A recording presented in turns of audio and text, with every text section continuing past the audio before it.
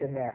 In just about 8 hours, the Lunar Prospector ends its 18-month mission by crashing into the moon's surface. Unintentionally. High-Tech Business Reporter's Jim Goldman says this out-of-the-world event is perfect for the World Wide Web, and he has a story from our San Jose News Center.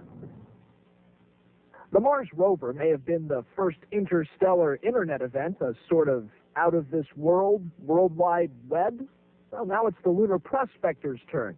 We were surprised at the numbers that we were getting. As the Lunar Prospector prepares its kamikaze crash into the moon's surface, NASA says 175 million people from all over the planet have been tracking the little fella on the net.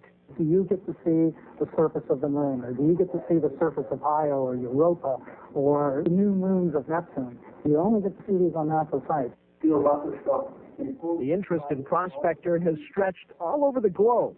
But why? A lot of people have been following it as it's been circling the moon and making its discoveries. So we figured a lot of people would want to be with it when it ended. And liftoff. Since Prospector's blastoff, it has tried to prove whether there's water on the moon.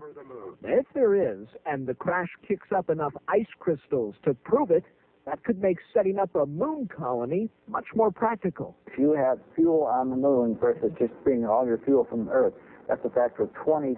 Now, the death of the Lunar Prospector might be compelling enough, but there's also another death very closely connected to this mission. The ashes of astronomer Gene Shoemaker are also on board.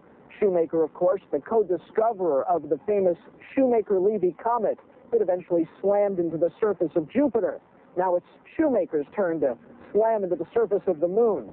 And this may sound a little grim, but while Shoemaker was alive, his one regret was that he never got a chance to make it to the moon himself. Well, now he becomes the first person ever to be laid to rest on the lunar surface. In Mountain View, I'm Jim Goldman, News Center 4.